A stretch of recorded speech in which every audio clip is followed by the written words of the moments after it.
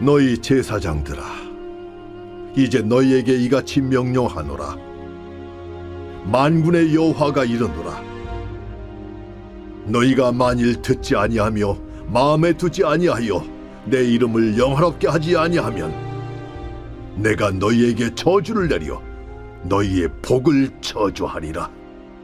내가 이미 저주했나니 이는 너희가 그것을 마음에 두지 아니하였음이라.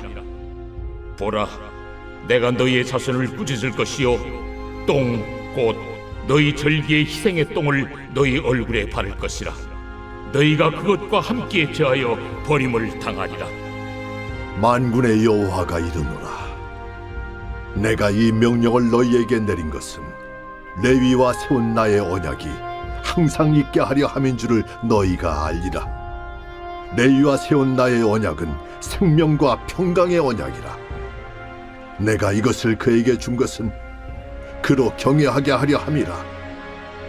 그가 나를 경외하고 내 이름을 두려워하였으며 그의 입에는 진리의 법이 있었고 그의 입술에는 불의함이 없었으며 그가 화평함과 정직함으로 나와 동행하며 많은 사람을 돌이켜 죄악에서 떠나게 하였느니라. 하나님께서는 우리와 일방적인 언약을 맺어주셨습니다. 이것이 놀라운 은혜다라고 하였죠. 우리에게는 감히 언약을 나의 힘으로 지킬 수 있는 실력이 전혀 없으니 하나님께서 강권적으로 일방적으로 찾아오셔서는 우리에게 야 너랑 나랑 언약 맺자 하시면서 하나님이 맺어주신 것입니다. 보잘것이 없습니다. 우리 내놓을 것도 아무것도 없어요. 그런데 하나님이 그냥 맺어주신 겁니다. 그러니 감당할 수 없는 이 놀라움, 갚을 길이 없는 그것을 받은 자, 이것을 우리는 은혜다라고 표현을 하는 것이죠. 그러니 우리는 하나님 앞에 나아가 늘 감사, 또 감사, 어제도 감사, 오늘도 감사, 또 올 한 해를 마무리하며 또 내년을 맞이하면서도 늘 감사할 것밖에 없는 인생인 줄을 믿습니다. 우리 안에 사탄 마귀가 날마다 틈타 우리에게 불평과 불만을 가져오며 말씀을 떠나 삶을 살도록 늘 유혹을 하지만 그 가운데서 우리에게 일방적으로 맺어주신 언약을 기억하고 감사하며 오늘 말씀을 통하여서 하나님의 그 놀라운 사랑하심을 깨닫게 되는 우리 공동체가 되기를 소망합니다. 오늘 말씀의 시작이 너희 제사장들아 하면서 시작이 됩니다. 제사장들, 하나님이 특별히 이스라엘 지파, 12의 지파 중에서 레위 지파를 택하여서 그 지파들로 하여금 성막 일을 하도록 구별하여 세우셨습니다. 다른 생업, 다른 기업도 아무것도 없고 오직 그 성막 안에서 봉사하며 또 그 가운데서는 또 특별히 아론과 그 아들들을 택하여서 제사장의 직분을 감당토록 한 일, 이것은 아주 중요한 일을 하나님께서 맡기신 것이죠. 근데 우리 말라기 시대에 모든 이 제사장직을 수행하던 이 레위 지파 사람들은 그 본을 보이지를 못하고 타락의 길로 들어가 하나님의 제사를 멸시하며 상한 것을, 눈먼 것을 드리고 그런 예배에 대해서 중요성을 전혀 느끼지 못하고 살았던 인물들, 이제 제사장들을, 레위인들의 모습을 보여주게 됩니다. 이 하나님 앞에서 모범을 보이고 이 예배가, 이 제사가 얼마나 귀한 것을 이 백성들에게 알려주어야 할, 그리고 하나님의 말씀대로 사는 것을 몸소 실천해야 할 자들부터 이런 길을 살아가니 그 백성들은 두말할 것도 없죠. 백성들조차도 그것에 잘못된 본을 따라 살게 되며, 그러니 오히려 하나님께 질문과 의문투성이만 남아있는, 하나님이 대체 우리를 어떻게 사랑하셨냐고, 우리가 뭘 그렇게 잘못했냐고 따지고 드는 반항적인 불순종의 신앙으로, 불신앙으로 접어드는 모습을 보게 되니 하나님은 먼저 이 제사장들을 향해서 따끔하게 지적을 하고 책망하는 모습을 보여주고 계십니다. 그러나 우리는 여기서 기억할 것이 왜 그렇게 하나님은 책망을 하시는가라는 것이죠. 하나님이 하시는 모든 일에는 그냥이 없는 것입니다.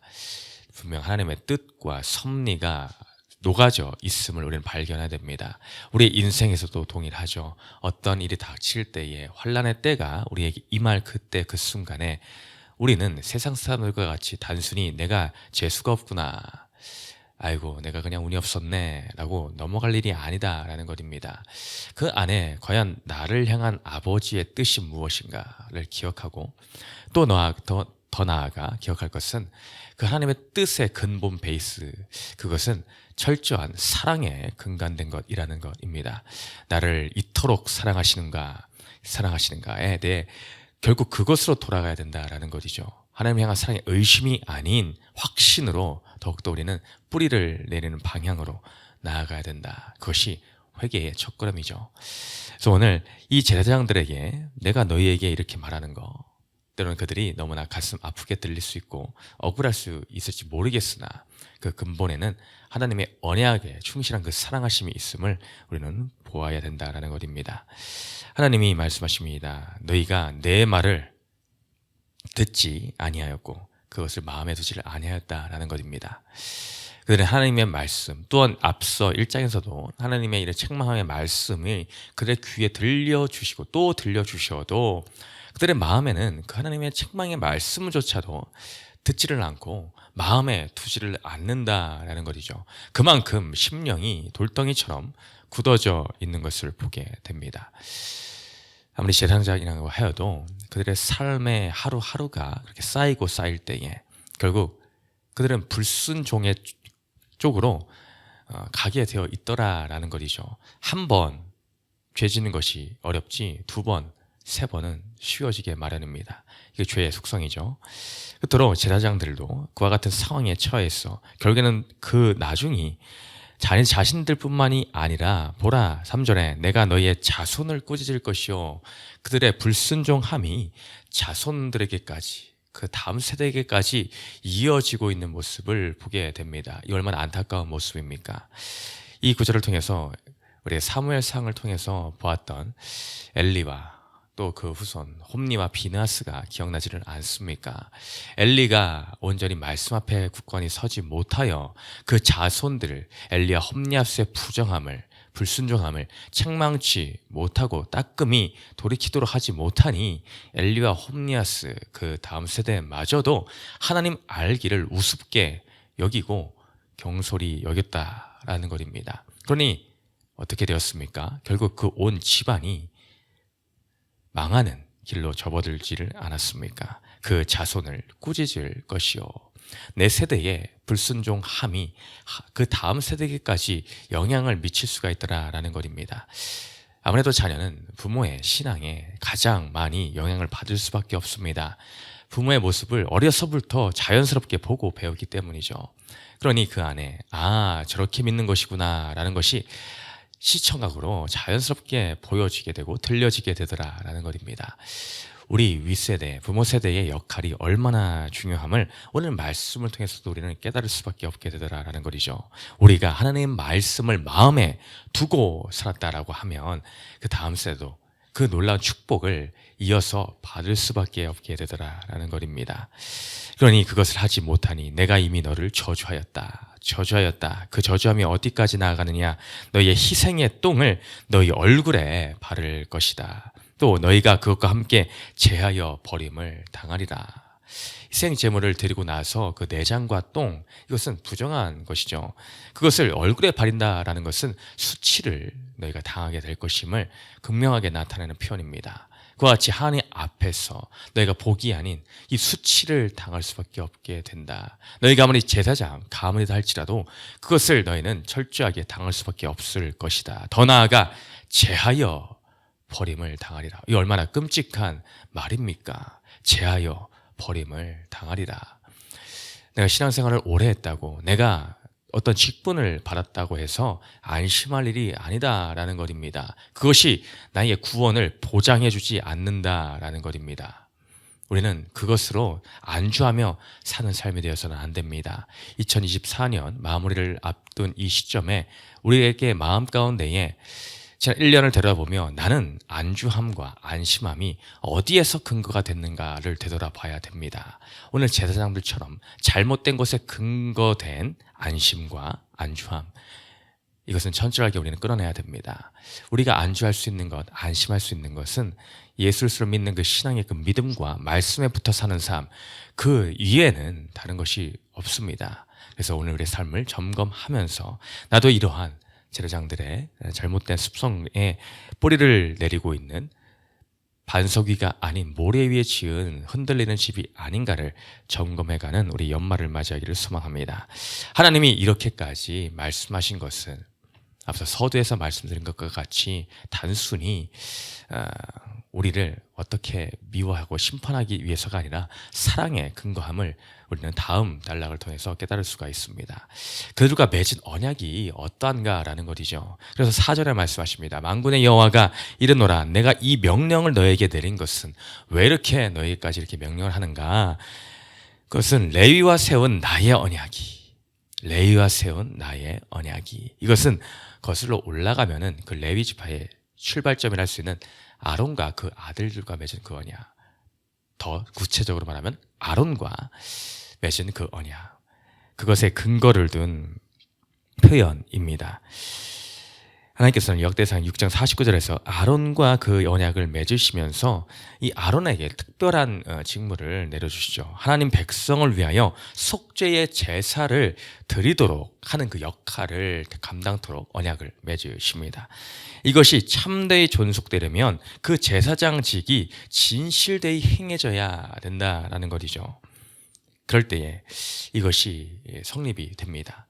이 제사의 직을 온전히 진실되이 수행하는 것은 얼마나 중요한 일입니까? 그것은 백성으로 하여금 하나님 앞에 속죄함을 받게 함이 그 제사장들의 제사에 달려있다라는 것입니다. 그 온전히 짐승을 갖고 하나님께 불태워 그 피를 뿌리고 바르는 그것을 통하여 그 모든 백성들을 대표하여 나아갔다라는 것이죠. 그래서 그들이 온전히 진실됨으로 예배하고 제사하는 그것은 그들의 속죄함에 놀라운 생명이 걸려있는 놀라운 직무였다라는 것입니다. 그러니 그 레위와 세운 언약, 그것을 5절에서 다른 표현으로 뭐라고 합니까? 레위와 세운 나의 언약은 생명과 평강의 언약이다. 그래서 이렇게 말하는 것이죠. 너희와 맺은 언약은 가벼운 것이 아니야. 생명이 걸려있는 것이다. 하나님과 나 사이에 평강, 화목제물, 그것이 걸려있는 일이기에 너희가 하는 그 직무는 너무나 소중한 일이다. 그러니 그렇게까지 하나님 말씀하시는 겁니다. 그것이 더 나아가 4절의 표현과 같이 항상 있게 하려 합니다. 내가 너희와 맺은 이 언약이 항상 있게 늘 지속되기를 원하는 나의 마음이다. 왜 그것을 너희는 모르느냐라고 반문하시는 것입니다. 하나님은 나를 그렇게 사랑하시기에 레위 지파, 그 택한 백성들을 그 너무나 사랑하시기에 나와 너의 이 관계가 끊어지는 거, 나는 그것을 원하지 않는다라는 것입니다. 이것을 우리는 단순히 그때 당시에 레위 지파 제사장들과만 맺어진 것이 아니다라는 것을 알아야 되죠. 오늘날 우리는 왕 같은 제사장으로 우리에게 동일한 그 직분을 감당토록 주님은 하십니다. 그러니 오늘 내가 너와 이 언약을 맺었는데 이 관계가 나는 지속되기를 원한다. 단 한순간도 끊어지기를 나는 원하지 않아 라는 것이 하나님의 마음이다라는 것이죠. 우리는 오늘 하루를 살아가며 또 이러한 비전을 받게 됩니다. 미션을 갖게 됩니다. 오늘 우리의 삶이 하나님이 나를 이토록 사랑하셔서 내게 무거운 짐을 단순히 지우시는 것이 아니라 하나님과 나의 이 관계, 이 언약의 관계가 너무나 중요한데 이 생명을 이어가는 그 삶, 평강을 이어가고 누리는 그 삶, 그것을 하나님은 나와 사이에 이렇게 끊임없이 이뤄가기를 소망하시는구나.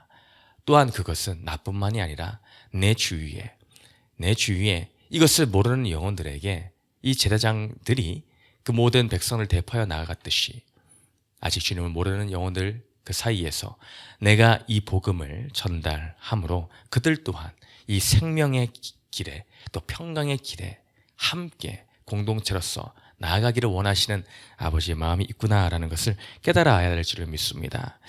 이것이 하나님의 마음입니다. 내가 저주받는 것을 아닌 생명과 평강을 얻기를 바란다. 이것이 아버지의 마음이다 라는 것이죠. 그래서 민수기 6장 24절 26절까지의 말씀에 여호와는 내게 복을 주시고 너를 지키시기를 원하며 여호와는 그의 얼굴을 내게 비추사 은혜 베푸시기를 원하며 여호와는 그 얼굴을 내게로 향하여 드사 평강 주시기를 원하노라 할지니라.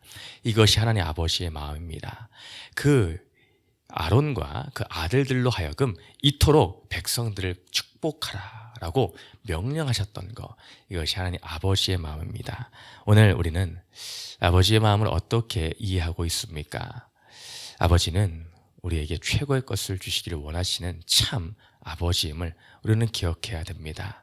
나를 벌 주시기를 원하시는 하나님, 재앙을 원하시는 하나님이 아니라 재앙이 아니라 평강이요 장래의 희망과 미래를 주는 것, 이것이 우리 하나님 아버지의 뜻임을 깨달아 이 평강의 언약을 내가 스스로 아버지를 떠나 무너뜨렸다면 주님 날 용서해 주시고 오늘도 회개하면 다시 나아가오니 이 평강의 놀라운 이 언약이 예수로 말미암아 다시금 온전히 세워지고 그 제단을 하나하나 쌓아가는 나의 삶이 되기를 소망합니다 라고 나아가는 저와 성님 되시기를 주님의 이름으로 축원드립니다.